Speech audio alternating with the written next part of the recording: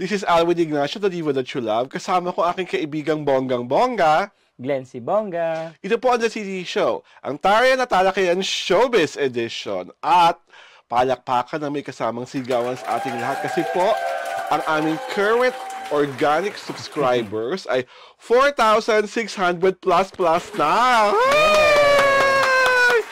Maraming salamat po sa pagmamahal, sa pagsuporta, at syempre, Glenn, di ba, sa aming mga subscriber, dahil kung hindi po sa inyo, hindi po namin maaabot ang 4,600 plus at soon 5,000 na yan, 50,000 na yan, at 500,000 na yan. Correct. Ang saya-saya naman. At sa episode 7 namin ngayong Sabado, pag-uusapan muna namin ang dalawang relatively young stars pa naman, di ba, Glenn? Nabibida sa isang action drama na ipapalabas sa TV5 tuwing hapon. After Eat Bulaga, ang pinagabagatang Lumuhod Ka sa Lupa. Oh. Ni Carlo J. Caparas. Carlo J. Caparas' Lumuhod Ka sa Lupa. At ang mga bida dito ay, Diyos ko po, ang pagkagwapo-gwapo at lalaking-lalaki talagang si Kiko Estrada at ang pagkaganda-gandang si Sara Labati. At kami po ni Glenn ay naimbitahan na mapanood ang pilot episode nito. At sabi ko nga, nung ni MJ Marfori nung show, after the preview, sabi ko, sigurado ako na maaabot nila ang kanilang pangarap. Correct. Na tibagin ang mga kasabay. At kung ano man ang mga dirty linen na winawagayway sa kasalukuyan, ay malilinis nila talaga. Glenn, ikaw, sa napanood mo, saan ka na-impress? Ako sabi ko nga kay Kiko, di ba? A new action star is born. Diba? Yes. Kasi talaga naman nasa itsura niya, nasa talagang pagkatao niya yung pagiging action star. Saka ano siya, na matipuno, tapos bagay na bagay. Ang gwapo pa, di ba? At it helps na matangkad siya. Yun nga. Pangalawa, it helps as well na marunong talaga siya makipagsuntukan. Yun nga, as in solid yung suntukan. Yung mga pagbira niya. Diba? I think one of the most impressive scenes during the pilot episode, yung suntukan sa palengke, di ba? Yes, oo. Na parang ang dating, hero siya. Dahil yung mga inaapi, pinaglalaban niya. Tapos on the side story, ano siya, di ba? Lawyer. Yes. Studying to become a lawyer. Nag-aaral siya na abogasiya. Oo, tapos, diba? Later, sa kwento, magiging abogado siya, diba? Yes. Oo. At isa pang maganda sa nasabing palabas, ngayon ko rin lang nalaman na Inglesero pala talaga si Kiko Estrada. Yun nga. Na talagang, tinuruan talaga siya muna mag-Tagalog ng bonggang-bongga. As in, yun na daw yung kanilang parang practice, training nila ni Sara na another Inglesero rin. Na isama mo pa si Sid Lucero. Oo, totoong Inglesero. Mga magka-classmate nga daw sila doon. At isa pang tuwang-tuwa ako dun sa is that you actually gave this to, di ba parang sinabi ni Kiko na parang nag-manifest yung dream nila ni Direk Alvin. Yan nga. Anong araw-araw, pinag-uusapan nila yan na kung ano-ano lang kasi ginagawa ni Kiko noong araw, di ba? Pa-sexy, pa-cute, at kung ano-ano pa. Tapos dito, they were able to work for a project. At napag-usapan nila na parang bagay na bagay siya maging action star. In how many years? Parang 10 taon ang inantay? Mga 10 years na. Mga 10 years ang inantay. Eto na nga. At saka sabi ni Kiko, yung dumating na siya sa point na akala niya wala na, hindi na siya aangat, hindi na siya iiwan na bibida. showbiz. Pero eto, nabigyan siya ng opportunity na magbida dito sa Lumuhod Ka sa Lupa. At isa pang tuwang-tuwa ako na nagkaroon ng opportunity ulit na maging bida is of course, ang pagkaganda-ganda si Sara Labati na in fairness to her, ang ganda-ganda niya pa rin on screen. Correct. Lalo na in person. At sa tanungan kay Sara, napakatalinong sumagot. Hindi ba? Correct, oo. Ano muna makasabi mo, Glenn? Ano ba ang mga issue na hinarap at sinagot ni Sara nung press ko na yun? Na-interview namin siya, kasi kasama sa mga sa issues, 'di ba? Bago yung press con, meron nang lumalabas na merong mystery guy. Mystery guy siya. May lumabas na picture kasi, so magkasama sa somewhere in sa Hong Kong. Oo. Ano sabi niya doon? Yun nga, sabi ni Sara, kaibigan niya lang daw yon na since may mga kaibigan siya sa Hong Kong, nakipag-meet up siya dun sa mga kaibigan niya. And sabi niya na pumunta siya sa Hong Kong for sea art puzzle, para exhibition something. So, happy nga siya na napunta siya doon. So, yun, ang sabi niya, single naman siya. Oo nga naman. Single naman siya. So, bakit kailangan gawa ng issue? Oo, pero sinabi niya talaga na kaibigan niya lang yun. So, walang anything na romantic. Just so in case Sara Labati will be given the chance of a new romance again, wala namang masama.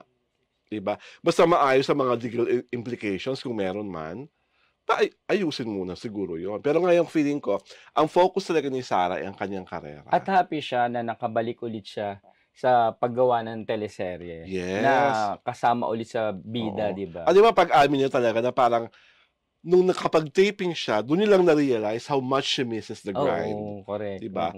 Saka, Diyos ko, pag ganyan kakaganda, matangkad ka na, maganda ka pa, matalino kang actress, talagang makakabalik ka, Sara Labati. Talagang welcome back. Kami ni Glenn, bine-bless namin ang show nyo. Dahil from what I saw from the action sequences, sa actingan, ang galing-galing mo ni Cupcake, Sir Gardo. Gardo Versosa, syempre. Sir Gardo, ay, naku, saludo ako sa husay mo. Isa pang mahusay, si Ana Abad Santos. Yes, na gumaganap na nanay. May special participation siya. Ma'am, isa ka pa rin. Lagi mo pong ginagalingan sa kahit ang palabas kita na mapanood. Diba? At isa pang sobra akong na-impress kay Mark Anthony Fernandez. Diba? Bilang henchman ni Gardo Versosa. Grabe. Diba? Tumatayo pa lang si Mark Anthony Fernandez, nabibwisit ka na. Lalo nung nag-aabot siya ng demand letter. Palabas pa lang siya ng kotse. Diba? Yung angas. Talaga, wow. Iba. Naku, sakit. Nananalig po ako talaga at feeling ko magkakatotoo ang kinasabi namin na dirty linen, hugakan mo na ang linen mo, pwede kang nervyusan dito, at Doc Annalyn, naku, nervyusin ka rin dito dahil talagang napakaganda ng idea na isang action show sa tanghalian, di ba? Sa panahon ng siesta, may bakbakan, may dramahan, may suntukan, may habulan, at konting-konti pa lang po yung pinatikim sa amin, ha? Pero talagang first episode, mahuhook po kayo talaga. Parang gusto mo na subaybayan yung susunod na episode. Yes. Diba? Anong wish mo for Kiko Estrada, kapatid? Na sana talaga magtuloy-tuloy na mabigyan siya ng magandang opportunity. Ito na yung start na kumbaga magbida talaga siya. Hindi lang sa TV, pati sa movies syempre. At saka alam mo, natuwa ako dun sa sinabi ni Kiko sa akin na kung paano niya sinuportahan si Sara. Dahil alam naman natin may pinagdadaan ng intriga, issues si Sara habang ginagawa niya itong teleserye na ito, Lumuhod Ka sa Lupa. And nakakatuwa si Kiko na kumbaga binigyan niya lang ng chance yung tandem nila. Kaya sana pumatok yung tandem nila, hindi lang si Kiko, pati yung tandem nila ni Sara Labati. At sa totoo lang po, napakagwapo ni Kiko Estrada rito. Bagay na bagay, no? Oo, talagang, iba talaga yung yung machismo niya. Kasi di ba original nga nito si Rudy Fernandez. Yes. Di ba? So, sabi niya naman, kung maabot niya lang, napaka-iconic syempre and legend na si Rudy Fernandez. Kaya malaking bagay sa kanya kung maaabot niya kung ano man yung naabot ni Rudy. And I also think it helps na kasi yung mga direktor, idol si Rudy. Yeah, idol rin si Carlo J. Caparas na siya sumulat nito sa comics dati. Tapos naging dalawang ulit na pala naging pelikula.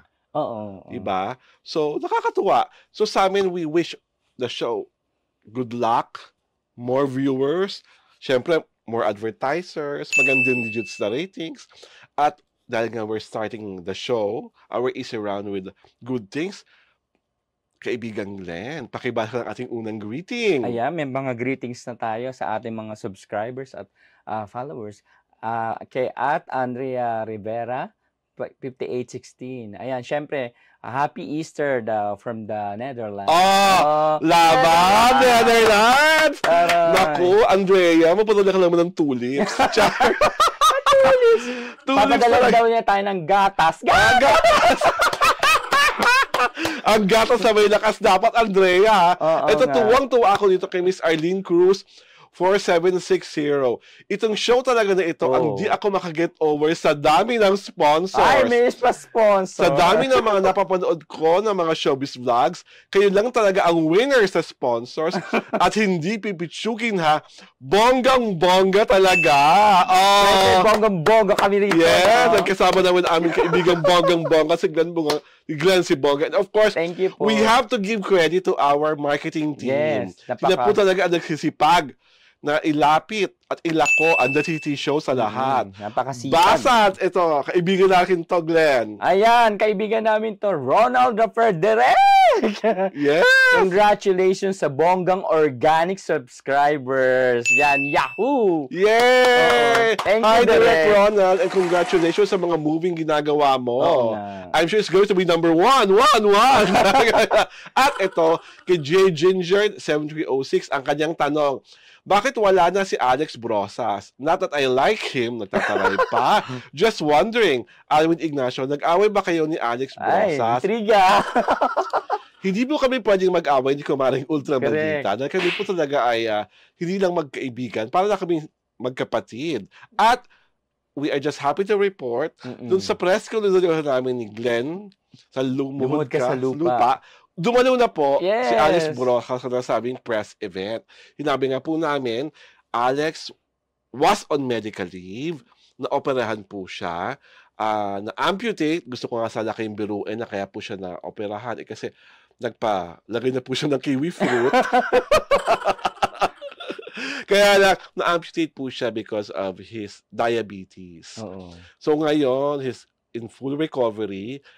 Sooner or later, makakabalik po sa dito sa The TT Show. Pero sa ngayon po, nababasa niyo po ang kanyang mga column sa Diario Tirada at mababasa niyo rin ang kanyang MWF column sa Daily Tribune. Yes. And on that note, ito po si Alwin Ignacio, the Diva that you love. Kasama ko ang aking kaibigang Bonggang-Bongga. Glenn si Bongga. Ito po ang The TT Show, ang Tarian at Talakayan Showbiz Edition.